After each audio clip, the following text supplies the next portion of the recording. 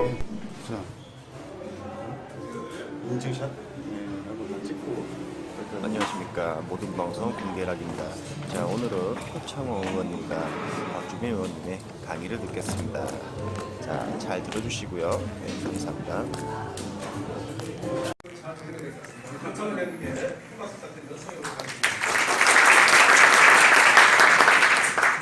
네, 우선 최근에 버닝썬 사건 관련해서 이런데도 경찰에 수사권을 줘야 하느냐 이런 질문을 많이 주십니다.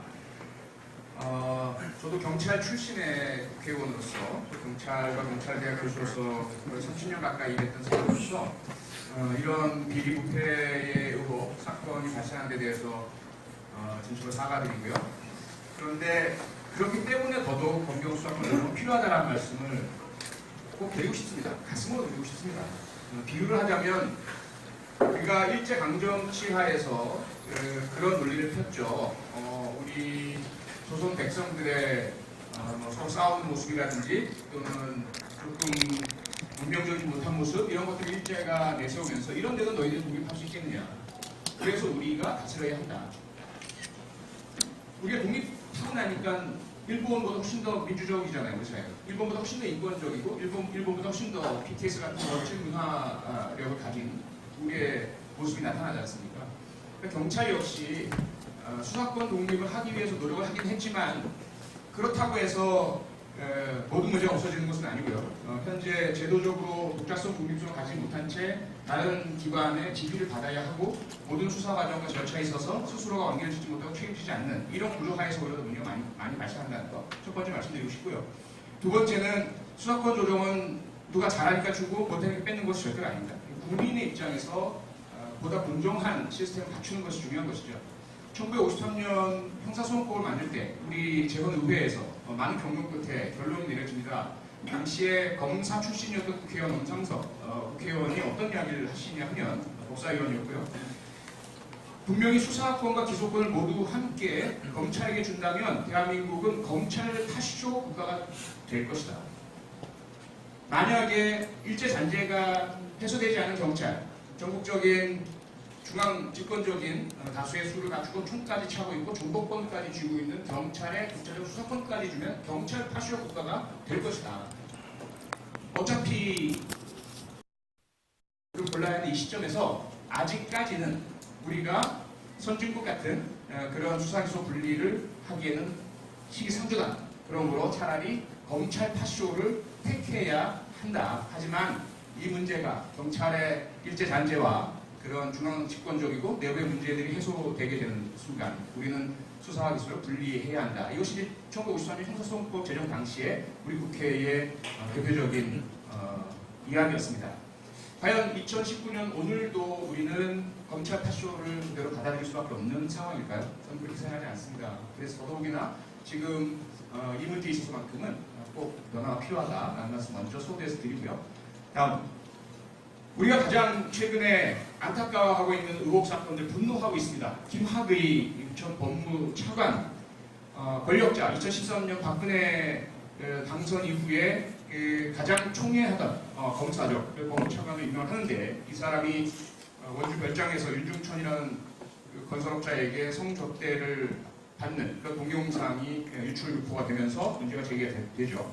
경찰이 수사에 들어가고 그 다음에 문제가 되니까 김학의는 법무차관으로 임명된 지 며칠 만에 결국은 사회를 피하고 맙니다. 경찰이 수사하겠다고 오라고 하니까 병원에 입원하고 출근을 하지 않아요. 그 검찰의 권력으로죠. 결국 이 사건은 검찰에서 무혐의 처분을 내리고 맙니다. 경찰에서는 어쨌든 피해자 진술도 듣고 증거를 확보해서 특수 강간 혐의로 성폭력 특별법상에 송치를 하지만 검찰에서는 이것을 뇌물죄로 바꿔버리면서 증거불충분 무혐의 처분을 내리고 맙니다.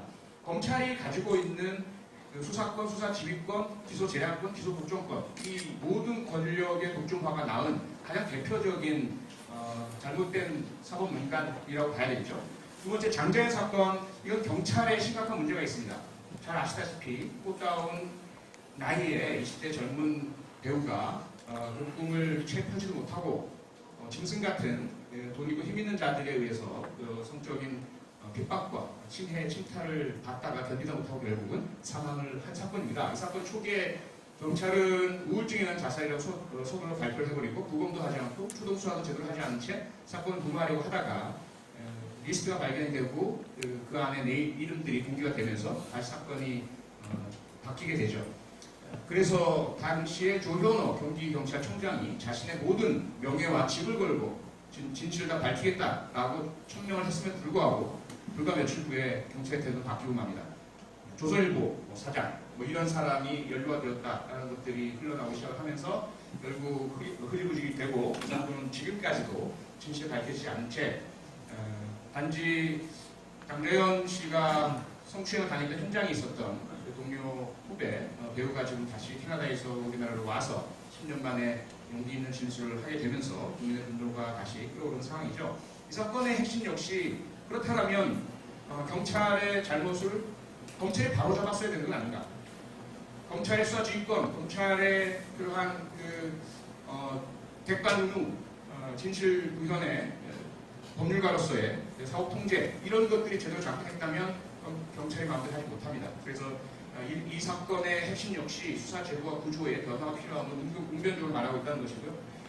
코리아나 호텔 조선일보 계열 회사죠. 이곳 강용훈 사장의 부인 임미란 씨께서 자살하는 사건이 발생을 하고 그 이면을 들여다봤더니 오랜 세월에 걸친 가족에 의한 감금, 폭행 의혹이 불거졌었고 그리고 마지막 순간에 사설 응급 의료 서비스를 불러서 본인이 원하지도 않는데 가족들이 상처를 입혀가면서까지 폭력을 행사해서 공격한 흔적 그리고 그 뒤에 바로 이제 목숨을 끊으셨죠. 이 사건에 있어서도 역시 경찰의 수사는 초기에 그 가족들에 의한 공동상해 사건으로 송치가 이루어집니다. 하지만 검찰에서는 이것을 공동상해가 아니라 강요죄로 바꿔버리고 반드시 구공판이라고 정식 재판을 청구해야 할 사건임에도 불구하고 약식 재판으로 넘겨버리고 집행유예로 벌금 받고 그냥 풀려나는 문제가 생기고요. 두 번째 사건에 있어서는 경찰에서 CCTV상의 부자가 함께 심야에 주거 침입하고 때문에 그 폭력을 가하는 기물파손을 하는 모습이 다 담겨 있음에도 불구하고 이것을 한 사람은 말렸다, 아버지는 말렸다라는 그런 받아들이지 못할 그런 그 수사 결과를 보이면서 현재 항소가 이루어져 있는 상태입니다. 우병우 역시 너무나 우리에게 잘 알려져 있는 그 법비라고 하죠. 검사 출신의 민정수석이었고 박근혜 사법농단의 국정농단의 핵심 인물이죠. 이 사람에 대해서도 경찰이 수차례 압수수색 영장을 청구했지만 검찰이 모두 받아들이지 않음으로써 검찰이 가지고 있는 힘으로 검사 출신 범죄 혐의자는 결코 경찰에 의해서 제대로 수사받지 못한다는 이런 철칙이 다시 한번 확인이 된 사건입니다. 다음 반대로 돈이 없고 힘이 없는 사람들은 경찰에 의해서 한 번, 검찰에 의해서 두 번, 법원에 의해서 세 번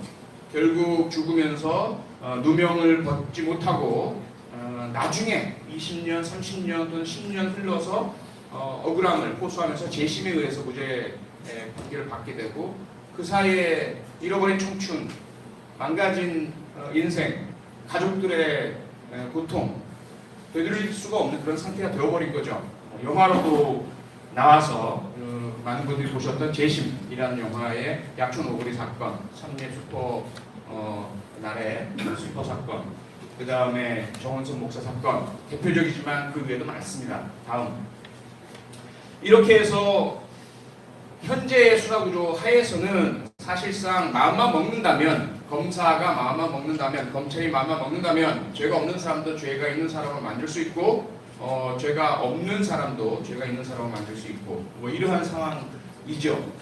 현재 가장 핵심적인 보수는 뭐냐면 수사 지휘권이라는 부분입니다. 그래서 경찰이 수사를 하는 과정에서도 검사가 예를 들어 전현직 검사라든지 혹은 검사에게 스폰서 역할하는 사람이라든지 어떤 형태로든 연결되어 있는 사람이라면 언제든지 검사가 수사를 중단시킬 수 있고 송치 명령을 내릴 수도 있고 또는 이런저러한 재수사 명령 지휘 등을 통해서 경찰 수사를 무력화시킬 수 있는 그런 상황이고요. 이중 수사 현재 형사소송법 제312조에 따라서 검사 작성 증거 진술 조서는 만약에 내용에 있어서 나는 이렇게 얘기하지 않았어요 라고 한다 하더라도 증거 능력이 자동적으로 인정이 됩니다. 하지만 경찰 작성 진술조서는 그렇지 않습니다. 그래서 모든 범죄 피의자는 경찰에서 조사받은 내용을 그대로 검찰에서 이중조사를 받아야 하는 문제가 있고요. 정관예우 우리가 늘 이야기하지만 이런 막강한 검찰의 권력으로 인해서 구속이냐 불구속이냐 결정 검찰이 마음대로 할 수 있죠. 그래서 전관 검사 출신의 변호사를 많은 돈을 주고 사게 된다면 구속될 사건은 불구속될 수 있다는 이런 생각들을 많이 가지고 계십니다. 실제로는 그렇지 않다라고도 많이 말씀하시지만 일반인의 믿음 속에 그렇죠. 불기소 처분에 대해서 피해자, 고소고발자 억울합니다. 검사가 저 사람 분명히 범죄를 저질렀고 우리를 괴롭혔고 힘들게 했는데 검사가 무혐의 처분을 내립니다. 억울합니다. 그래서 할 수 있는 방법은 두 가지죠. 고등검찰청에 항고를 할 수가 있습니다. 그런데 보시는 것처럼 100건을 억울해서 항고 요청을 하면 받아들여져서 재기수사 명령이라고 다른 곳에서 다시 수사해라 라는 것은 11%에 불과합니다.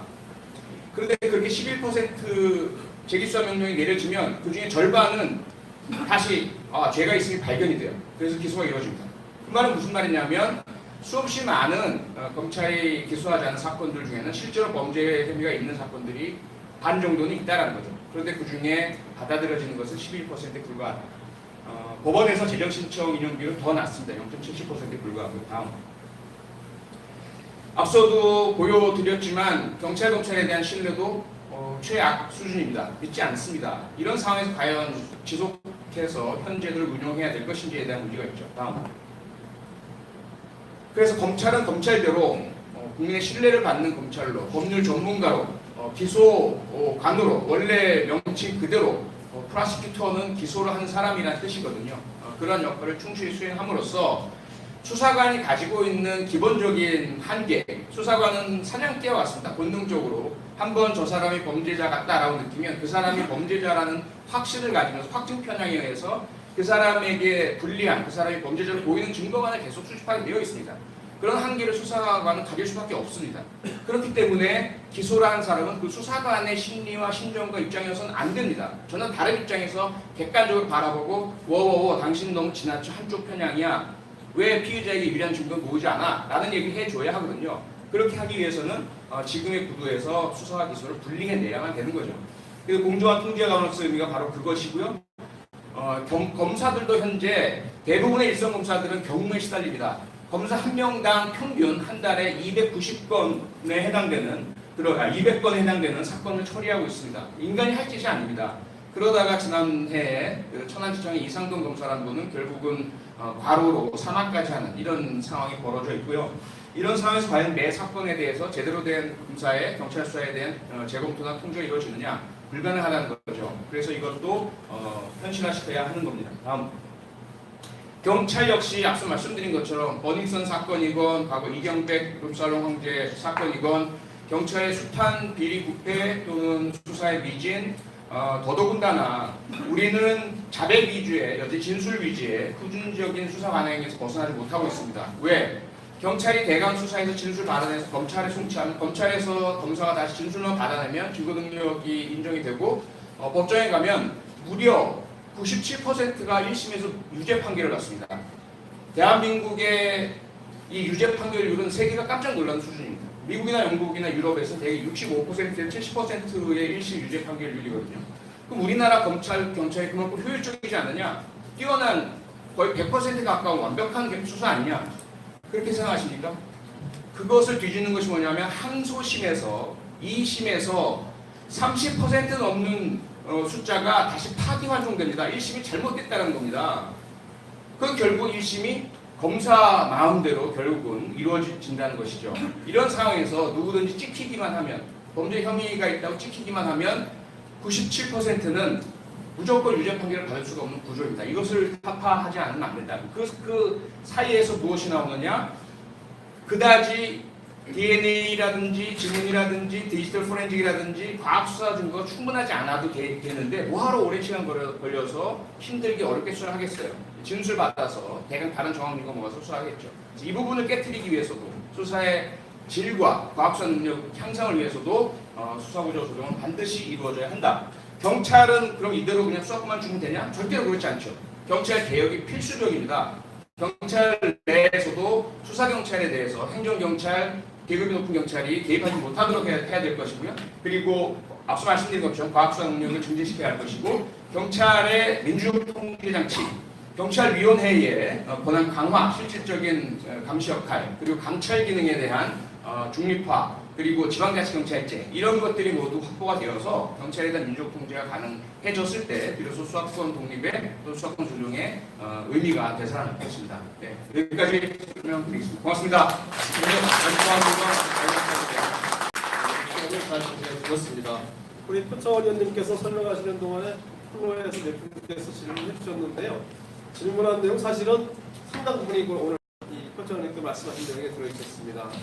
보면은 그 플로에서는 중에 검찰의 부패 때문에 수사권 조정이 있는 게 아니냐 이렇게 말씀하는 사실 그거 아니고 제대로 된 수사가 이루어지고 제대로 된 기소가 되기 위해서는 수사와 기소가 분리되어야 된다.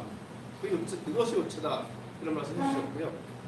또 하나는 경찰이 지금 자체적으로 수사할 수 있는 그런 그 자질을 갖추고 있느냐, 자격이 있느냐, 뭐 그저 수준되느냐 이런 질문을 해주셨거든요. 이제 수십 년 지나서 그저 충분히 되셨다는 말씀 하시는 것 같아요. 근데 어떤 분이 이런 질문을 하셨어요. 헌법 개정 없이도 수사권 조정이 가능하냐?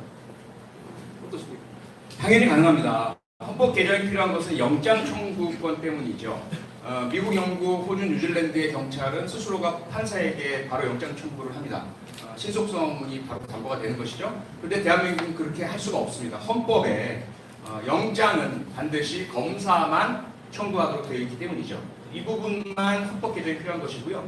형사소송법의 개정을 통해서 검사가 경찰관을 지휘한다는 조항 195조, 196조 바꾸고, 그 다음에 검찰과 경찰의 관계를 협력 관계로 규정을 하고, 이렇게 고치게 되면 헌법 개정 없이 검경 수사권 조정, 수사 기소의 분리 충분히 가능합니다. 잘 설명을 해주신 것 같습니다. 그리고 또 하나는 간단하게 디테일한 부분만 말씀드리니까 질문이 왔는데요. 지금 오랫동안 이제 수사권 조정에 대해서 우리가 진행해 오지 않았습니까? 그러면 그 가운데서 검찰의 직접 수사 범위가 지금 어느 정도까지 논의되어 있는지 정말 간략하게 네. 설명 부탁드리고요. 예. 거기에 대해서 또 송치전 관여는 어느 정도 할 수 있는 건지 네. 검사가 네. 간단하게 설명을 부탁드리겠습니다. 지금 예. 진행되고 있는데요. 예, 현재 우리 백혜령 간사님이 주도하고 계신, 그리고 법안을 내신 형사소송법 개정안에 대해서 야당 의원들이 많이 의견을 주셔서 간략하게 합의된 내용을 말씀드리자면, 검사가 그러면 앞으로 이 법안이 통과됐을 때 할 수 있는 수사는 공무원 범죄, 경제 범죄, 뇌물 관련 범죄, 선거 관련 범죄, 또 뭐 있죠? 하나가 더 있는 건 국방 관련, 방산 관련 범죄, 이렇게 한정됩니다. 그리고 송치 전에 검사가 관여할 수 있는 부분은 영장과 관련돼 있어서 영장을 청구할 때에 영장 사유가 충분한지 여기에 대해서만 관여할 수 있고요. 그 이외에는 송치 전에 관여할 수 없습니다. 그리고 송치 전이라도 경찰 수사 과정에서 인권 침해에 어떤 우려가 있거나 의심이 있거나 아니면 그런 관련된 문제가 있을 때는 그런 부분에 대해서 검사가 사업자 통제할 수 있다 이렇게 되어 있죠. 네, 바로 수사를 할 수도 있고요. 그렇죠. 예, 여전히 인권 옹호 직무 반드시 공무원 범죄나 포함되겠지만 경찰에 관련된 사건에 대해서는 검사가 수사할 수 있도록 되어 있고요. 마지막 한 가지만 더 플로에서 나온 질문 이렇게해서 말씀을 한번 드리겠습니다. 검찰이 굉장히 많이 강경하게 좀 반대를 하고 있죠. 뭐 심지어 항명이 아니냐 이런 얘기도 나오고 있는데요. 검찰이 계속 반대를 하면 어떻게 해야 되나요? 검찰의 반대가 법무부 장관의 말씀도 그렇고 검찰의 동의를 구해야 하는 것은 아니다. 이것이 이제 핵심입니다. 검찰이 이 형사소송법 개정안에 있어서의 주체도 아니고 또는 승인권자도 아니고 동의권을 가지고 있는 것도 아니다. 다만 중요한 관련 기관이기 때문에 그 견해와 의견을 충분히 청취하고 있고요.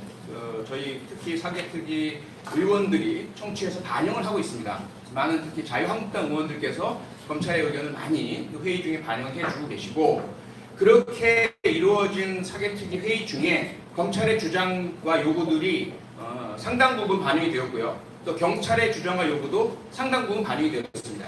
하지만 어느 일방의 요구만을 받아들일 수 없는 구조라서 양측에서 지나치게 자기 측의 주장만 한 것은 반영되지 않은 상태라서 이대로 진행돼서 만약에 패스트트랙 오늘 밤에 여야 4당이 합의가 되고 올라가고 본회의에 올라간다면 검찰은 여기에 대해서 수긍하고 수용할 수밖에 없는 상태입니다. 집단 항명, 집단 사퇴, 사표 쓰고 나가고 이렇게는 할 수 있으시겠죠. 그럼 우리는 다시 변호사들 대단히 많기 때문에 이분들 이제 채용하면 됩니다.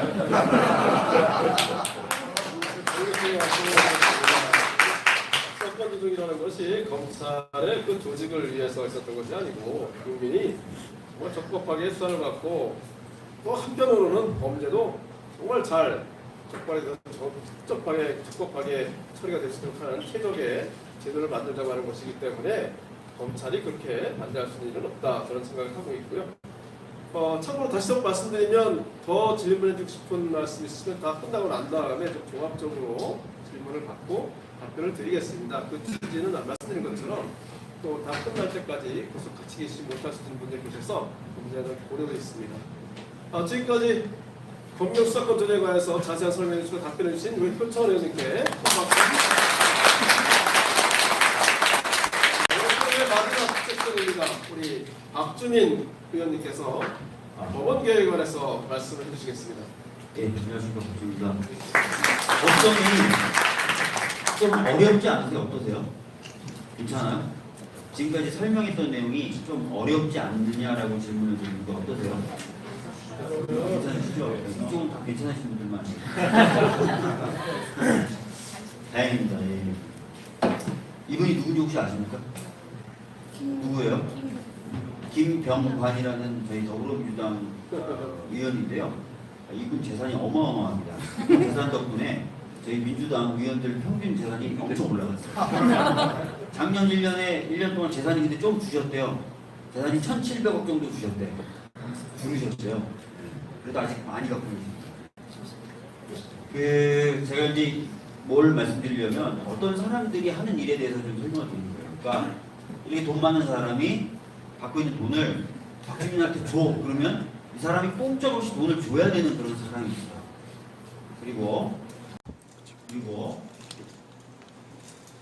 너는 좀 들어가 있어야 되겠다 어딘가.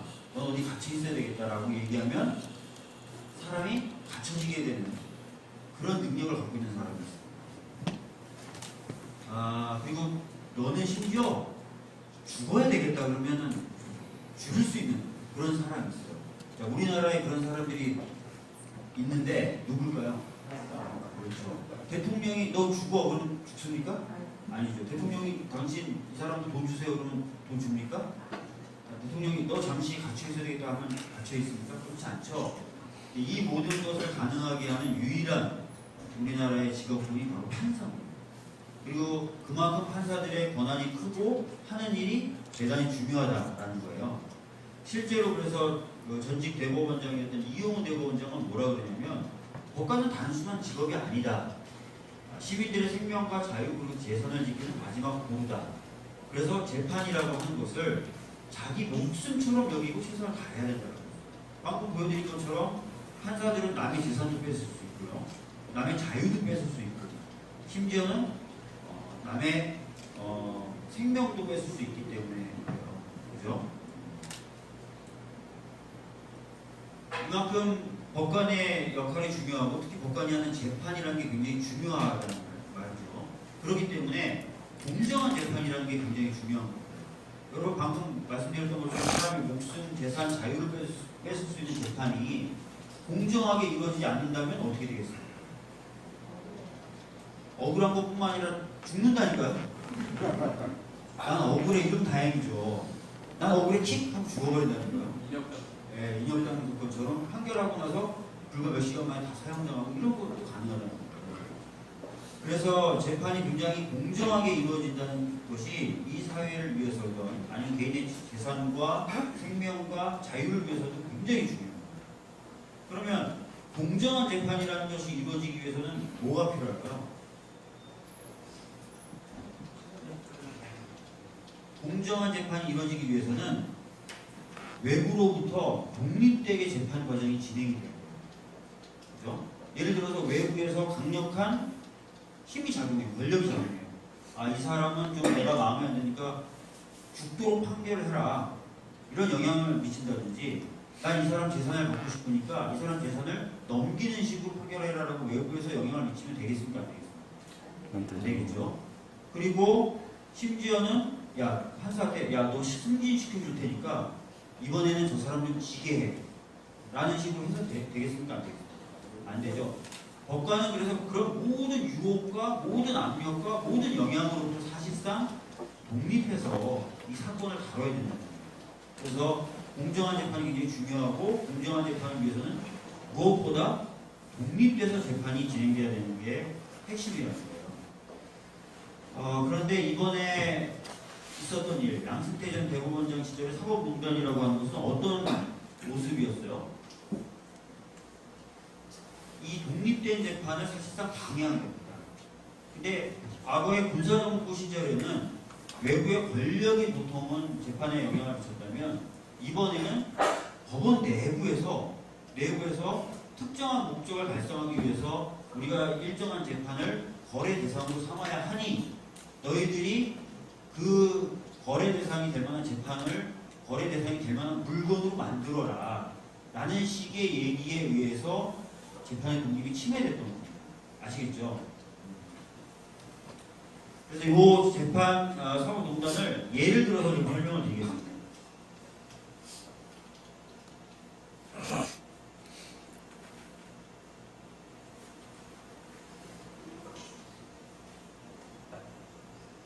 다른 두 분은 원고 없이 하는데 저는 원고 없으면 안 돼요. 제가 재판을 받았다고 가정을 해봅시다. 제가 최근에 솔직히 법원을 많이 공격하잖아요. 저도 불안해요.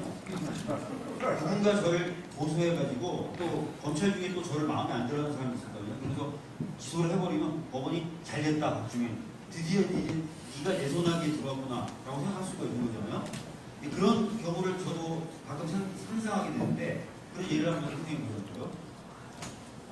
제가 이제 재판을 받게 됐는데 어떤 일이 일어났는지 과거의 사법농단에 비춰서 좀 설명을 드리면, 먼저 누가 저를 고소하잖아요. 그러면 재판이 시작되기 전에 먼저 검찰이든 경찰이든 수사를 할 거 아니에요.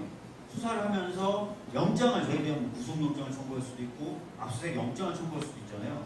영장을 청구하는 건 아까 말씀하셨던 것처럼 검찰이 청구하지만, 청구된 영장을 발부할지 말지 결정은 누가 해요? 법원이야. 검찰이 법원에다가 영장을 내주세요 하면 법원이 그걸 심사해서 영장을 발부는 법원에서 결정. 자, 그러니까 아까 말씀드렸던 것처럼 검찰 중에 일부가 제가 진짜 꼴 보기 싫어서 얘다 박준희 구속영장이나 한번 먹어라. 구속영장 청구를 딱 했어요. 근데 법원에 있던 판사가 와, 신난다, 드디어 박준희님이 소리가 들었어 라고 되는 거예요. 그러니까 영장 판사가 딱 받아보고 아, 이걸 어떻게 하면 좋지? 어떻게 하는 게 더 좋을까라고 해서 자기 윗선에다가 보고를 하는 거예요. 박준희 영장이 들어왔습니다. 드디어 들어왔습니다. 라고 보고를 하는 거예요. 이게 돼요, 안 돼요? 안 되는 거죠. 그 다음에 그 영장 판사로부터 이렇게 보고받은 판사가 야, 얘 확실히 좀 해야 되니까 영장 관련된 정보까지 다 빼놔요. 이렇게 얘기해요. 그러니까 영장 관련돼서 검찰이 냈던 자료를 싹 복사해가지고 또 보고를 하는 거예요. 그죠? 심지어는 야, 얘만 혼내게 하면 안 돼. 얘 가족들도 같이 보내자. 그래서 얘 가족 관련된 정보도 복사해서 보고해. 이렇게 하는 거예요. 왜? 얘 가족이 만약에 가족에 대해서 검찰이 영장을 청구하면 정보를 갖고 있다가 아, 이 사람 얘 가족인데? 라고 해서 같이 영장을 발부하게 하면 되는 거잖아요. 그죠? 그래서 가족 관련된 정보도 이런 식으로 복사해서 올려. 라고 해서 복사해서 올리게 합니다. 그 다음에 그런 내용을 가지고 특히 이제 어떻게 할까 하다가 이 사람을 이제 수사가 끝나면 이제 재판이 시작될 거 아니에요? 기소가 될 거 아니에요? 그럼 재판이 시작되는데 시작된 재판을 어떻게 하면 유죄로 만들까를 또 연구하겠죠. 그죠? 그래서 연구를 해서 그 연구된 내용을 가지고 해당 저를 담당한 판사한테 주는 겁니다. 야, 이런 식으로 하면은 얘를 확실하게 유죄로 만들 수 있어. 라고 정보를 주는 거예요. 그리고, 그 전에 하나 빼먹었다. 확실히 더 유죄로 보내려면 어떻게 해야 돼요? 아니, 정확히 좀 말씀드리면, 저를 미워하는 판사한테 제 사건이 가면 더 확실해요. 그래서 배당을 손을 대는 거예요. 사건 번호를 박주민 걸 미리 빼놔요. 언젠가 기소가 될 거니까 미리 빼놔가지고 그 재판부에 갈 수 있는 번호를 미리 빼놔가지고 가지고 있다가 사건이 딱 법원으로 오면 그 사건 번호를 딱 줘요. 그럼 전산을 돌려도 당연히 그 번호는 그 재판부로 가게 됐으니까 그 재판부에 가는 거잖아요. 이런 식으로 굉장히 저를 미워하는 판사에게 가게 합니다. 그 다음에 그 저를 미워하는 판사와 행정처가 서로 같이 연구를 하고 토론을 해서 심지어는 행정처에서 작성한 보고서나 이런 걸 주면서 그 재판에 대해서 영향을 미치고 결론을 박주민 유죄로 만들려고 하는 거예요. 그리고 심지어는 제가 정말 방어를 잘했어요. 그래서 무죄를 쓸 수밖에 없어요. 무죄를 해줄 수밖에 없어요. 너무 방어를 잘했어요. 천재 변호사 출신이에요. 그랬더니 행정처에서 이렇게 되는 거야. 야, 어쩔 수 없다. 주민. 무죄는 쓸 때 모욕을 주자. 그래서 무죄인 하나 얘는 굉장히 나쁜 놈이라고 판결문에 쓰는 거예요. 무죄인데 사실은 얘는 무죄긴 무죄인데 엄청 나쁜 놈이다라고 굳이 쓰지 않아도 될 내용을 판결문에 다 쓰게 만드는 거예요. 그렇게 했던 게 바로 이번에 사실 법원 행정처에서 했던 재판 개입의 여러 유형들이 지금 저를 빗대서 지금 하나의 이야기를 설명을 해요. 다시 말씀드리면 수사 단계에서부터 영장이 청구되면 그 영장에 대해서 정보를 빼돌리는 거죠. 그 다음에 재판이 시작될 무렵에는 특정한 판사가 그 사건을 맡을 수 있도록 배당을 조작하고 그렇게 해서 특별한 재판부에 보낸 뒤에는 행정처에서 작성하거나 연구한 대로 결론을 내리도록 끊임없이 영향력을 행사하고 심지어는 그래서 그럼에도 불구하고 무죄로 빠져나갈 것 같으면 모욕이라도 줘라 라고 했던 게 이번에 있었던 여러 재판관여 형태입니다. 아까도 말씀드렸던 대로 이게 바로 양승태 전 대법원장 시절에 있었던 그런 사법공단의 유형입니다.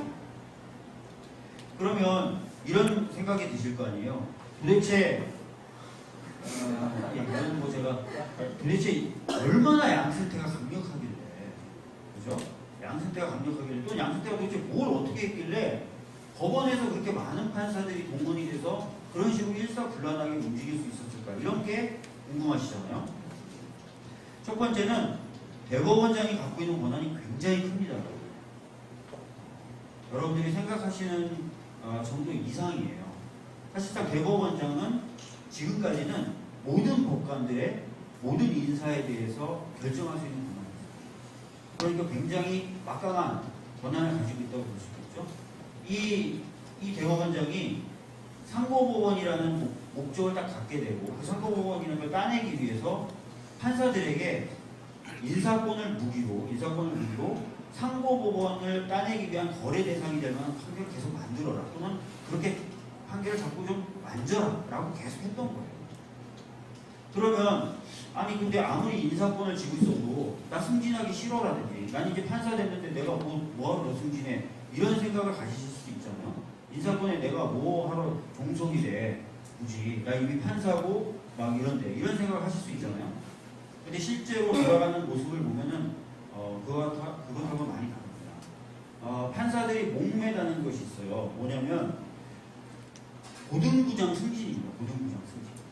고등부장 승진인데 판사는 원래 헌법적 개념과 헌법적인 어떤 가치로 봤을 때는 어떤 판사간에 사실 다 평등해야 되는데 딱 한 번 승진하는 계기를 만드는 게 고등부장이에요.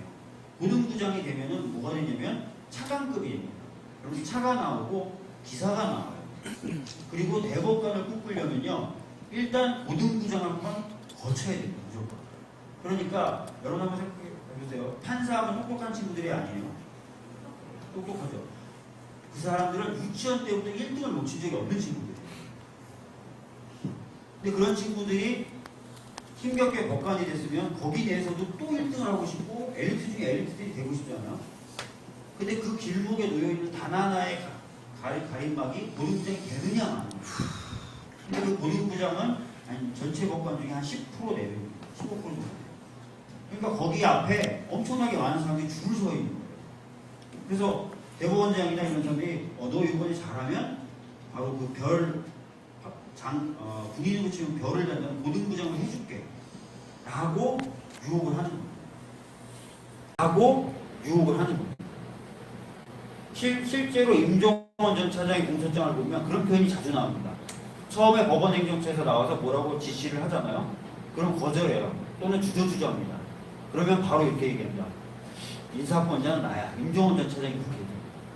그러면 그 상대방 판사가 사실 주저됐지만 고등부장 승진을 앞두고 있어서 이런 표현이 계속 반복적으로 나와요.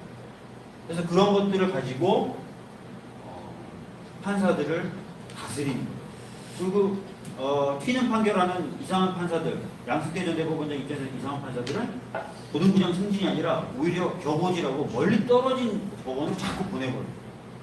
심지어 송 무슨 판사는요, 이 사람이 지망하는 데가 A였는데 A보다 B로 그냥 보낸 거예요, 행정처에서. 근데 양승태 전 대법원장이 그걸 딱 보지만 야, B보다 더 먼 C로 보내버려. C로 가버려. 이런 케이스일 수도 있어요. 네, 그런 식으로 해서 통제를 해야 한다는 겁니다. 자, 그래서 저희 더불어민주당이 생각하고 있는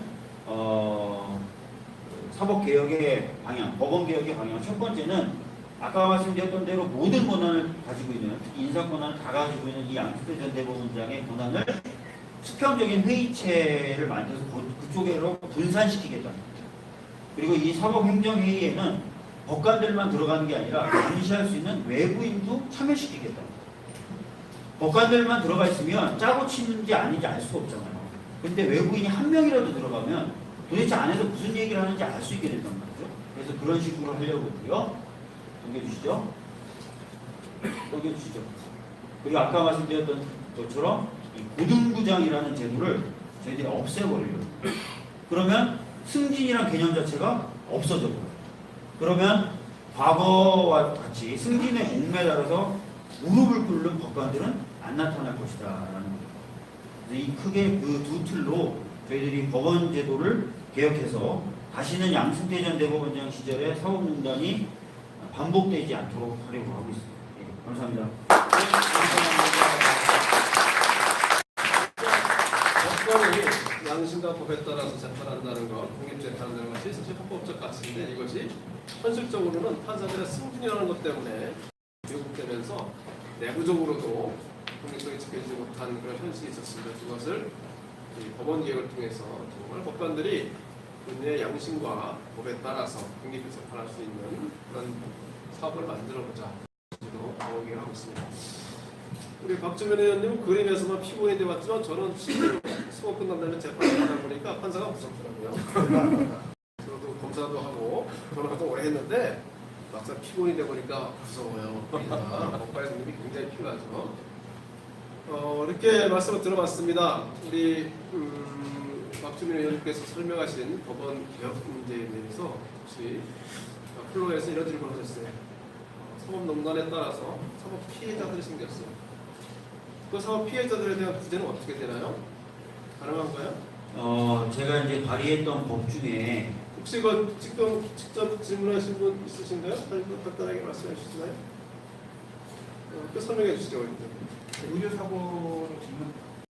사법 피해 그거는 나중에 말씀해 주시죠. 예, 제가 그러니까 이번에 양승태 전 대법원장의 사법농단 관련된 부분만 좀 먼저 말씀드리면 양승태 전 대법원장 시절의 그 재판 결과나 그런 재판 내용에 영향을 미쳐서 좀 내용이나 결과가 바뀌었을 것이라고 의심되는 사건들이 있잖아요.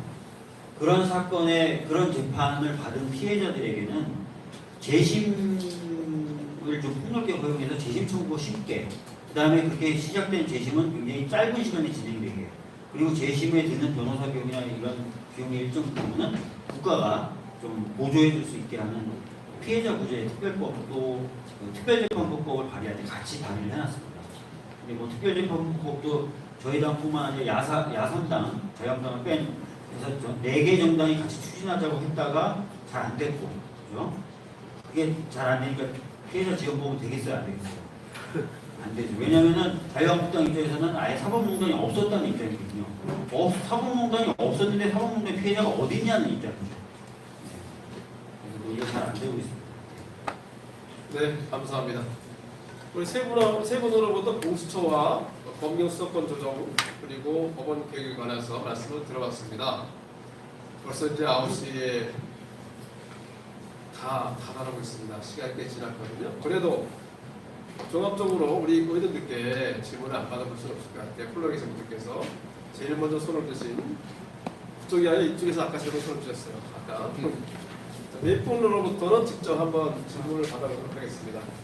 그래서 네. 감사합니다. 좋은 설명 너무 감사드리고요. 사실 저는 공수처 관련해서 질문이 좀 있었는데 사실 그 공수처에 들어가는 사람들이 어떤 자격을 갖춘 사람들이고 어떤 사람들에 의해서 그 자리에 인사가 될지가 사실은 목적 달성에서 되게 중요한 그런 생각이 들어요. 그래서 의원님들이 발의하신 그런 법안 중에는 그런 공수처의 인사에 관한 그 권한 혹은 자격 이런 내용들이 어떻게 나타나 있는지 여쭤보고 싶습니다. 지금 야당 의원들도 그렇고요. 제일 그 공수처 법안 중에서 논란거리가 되는 부분이 사실 공수처입니다. 그러니까는 자유한국당 내신 공수처 할 수가 나서 대통령의 복심처럼 그렇게 편향된 수사를 하면 어떡하냐 얘기들을 많이 하거든요. 근데 지금 내용들이 조금씩은 다르지만 송기현 의원님이 정부안으로 했던 안을 보면요. 국회가 굉장히 많은 권한을 갖습니다. 국회에서 그 합의를 일종의 해가지고 후보를 추천하는 형태예요. 그래서 대통령이 임의적으로 누구를 이렇게 지명하거나 그런 형태가 아니기 때문에 굉장히 정치적인 중립성을 가질 수 있는 구조로 되어 있고요. 그 공수처 검사들은 결국은 공수처장이 임명을 하는 형태로 되어 있습니다. 그런데 자격 조건은 지금 다른데요. 일단 그러니까 변호사 경력이 뭐 10년이라든지 15년 이상 뭐 이런 자격 조건을 갖추고 검사가 전직 검사가 바로 오는 거에 대해서는 많은 제한을 해놨습니다. 조금 몇 년이 지나야 된다든지 그런 식으로 제한을 해놔서 일정하게 변호사로서의 자격도 갖추고 그리고 검사에 가면 좀 분리된 형태의 그런 사람들이 와서 수사할 수 있는 구조를 지금 짜놓은 상태입니다. 네. 한 번만 공수처에 가서 질의 좀 하겠습니다. 네. 아까 이제 공수처 하실 때 질문을 손 주셨기 때문에 공수처에 가서 먼저. 질의 좀 하겠습니다. 말씀입니다. 안녕하십니까. 저는 촛불 개성연대 전국에 100개 시민 단체가 가입했는데 거기 가입체 중에 그 단청대자문이라고 다음 카페 수석이라고 최대현이라고 합니다. 안녕하십니까. 저는 저기 송기 공수처 신설 대상 확대 발의를 요청하려고 강원도 동에서 목숨 걸고 여기까지 왔습니다. 네. 송경 국회의원님 그 발의안에 보면은 부칙이 저다 법안을 받고 같은데 부칙제 1조 시행일 이 법은 공포한 날로부터 시행한다고 통과 시에 6개월이 아니고 통과한다 하더라도 법 통과 시행 이후 사건만 해당이 됩니다.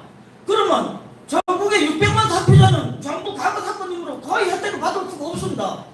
공수처 신설 이전의 사건은 진정인의 재조사를 신청하는 사건에 대하여 공소시효와 관련 없이 수사하여 소송 중인 사건도 포함한다를 국회에서 대상학대 발의를 해주시기를 요청한다. 두 번째, 검사의 그 경우 직무 관련성 있는 범죄만 수사로 한두 번은 잘못된 것이며 모든 범죄를 공수처 검사가 수사할 수 있도록 해야 합니다. 공수처 수사 대상 범죄, 공무원의 직무유기, 직권남용,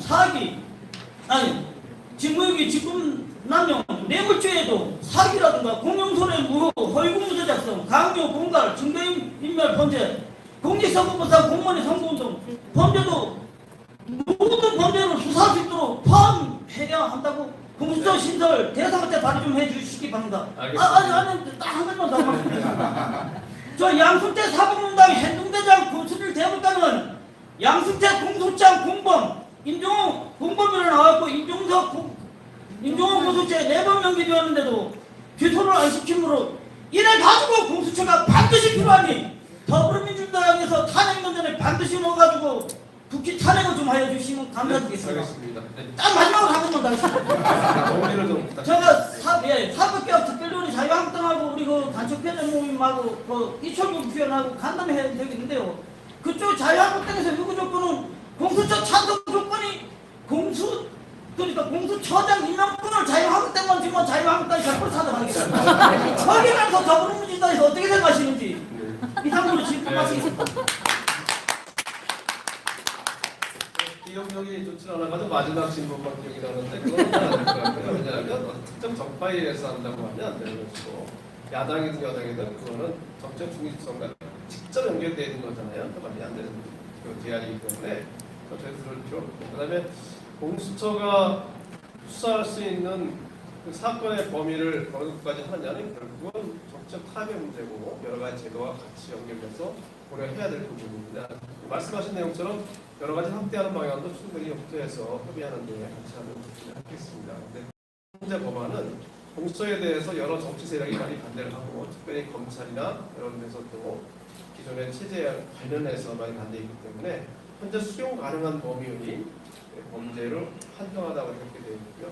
말씀하신 내용처럼 국민들의 의지가 필요하고 더 많은 것이 필요하다면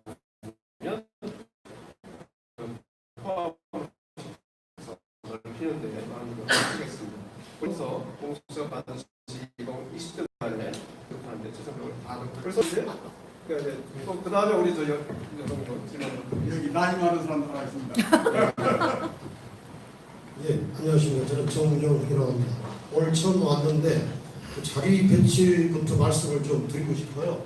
이쪽에 앉았다 보니까 사실은 여기 출연자들끼리 이렇게 이야기하시는 것도 아닌데 너무 이제 뒤만 보이셔가지고 아름다운 잘생겨서 아름다운 의원님의 얼굴을 잘 뵐 수가 없어서 이렇게 좋을 것 같아서 말씀드렸고요. 저는 이제 30여 년 교사하고 이제 교육운동하고 시민운동 하다가 이제 명예퇴직을 하고 저희 작년 뭡니까 촛불혁명 후에 촛불 시민들의 글을 모아서 촛불형 시민의 함성이라는 책을 이제 출판을 했고요. 오늘 모처럼 지금 처음 이제 표창원 의원님은 전에 그 18대 대선 후에 광장에 공감하게 나오셨을 때 뵙고 아주 말씀을 나눴던 기억이 나고 박주민 의원님은 그 세월호 때 또 같이 했었고 또 그 후로도 뵙긴 했지만 그렇게 반갑게 뵙게 됐습니다. 질문은 좀 간단하게 하자면은 먼저 이제 그 자한당은 지금 공수처를 비롯해서 모든 그 뭡니까 민주적이고 정의롭고 평화롭고 바람직한 것은 다 거부를 하고 있고 표창원 의원님이 진정한 보수의 어떤 그 방향성을 가지고 계시는데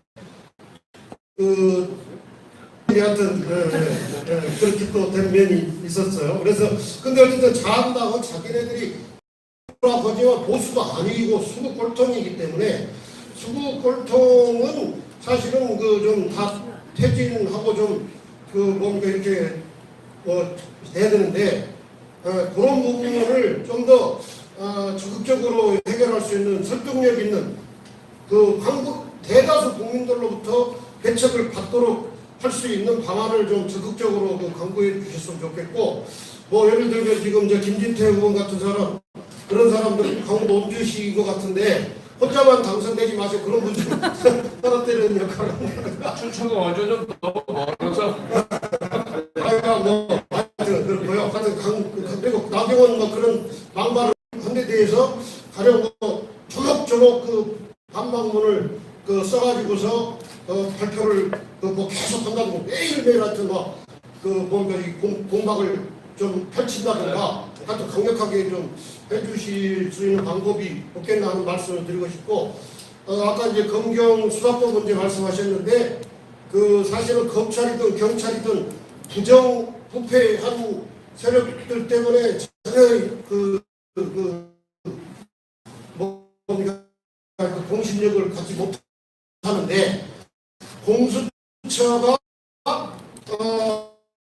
그런 문제를 해결할 수 있는 어떤 하여튼 대안이 있을까 해서 그래서 뭐 그 뭔가 이석기라든지 또 정교조라든지 뭐 이런 많은 피해가 있었는데 그런 데 대해서 좀 더 과감하게 구제 조치를 이 정부에서 할 수 없는가 하는 말 여쭙고 싶습니다. 이상입니다. 네, 감사합니다. 이게 다른 사람이 얘기하면 되게 길어 보이죠. 말씀하시는 1분 30초밖에 안 됐어요. 그렇게 신경 마시고요. 뭐 일단 야당에 대해서 어떻게 해야 되냐 이것은 우리 당서열 3위이신 박준민 의원께서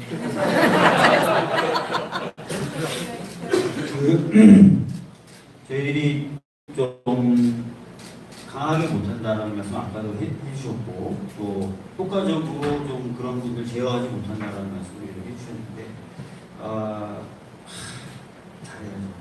잘하고 아까 말씀드렸던 대로 국민 눈높이에 맞는 그런 또 정당이 돼서 지금 또 이번에도 잘하고 다음 순서 때 좀 더 많은 숫자가 좀 들어가는 것이 필요하다고 생각합니다. 하여튼 지금도 어떻게 패스트 트랙이라는 게 자한당을 고립시키고 나머지 정당이 이제 스크럼을 짜는 거거든요. 그걸 어떻게든 저희들이 성공시키려고 하고 있고 오게 되면 이제 전국 지역이 좀 많이 변하겠죠. 그다음에 더 나아서 21대 좀 더 많은 수가 저희 당뿐만 아니라 이 개혁적인 블록 그런 쪽으로 저희들이 지금 고민을 많이 하고 있습니다.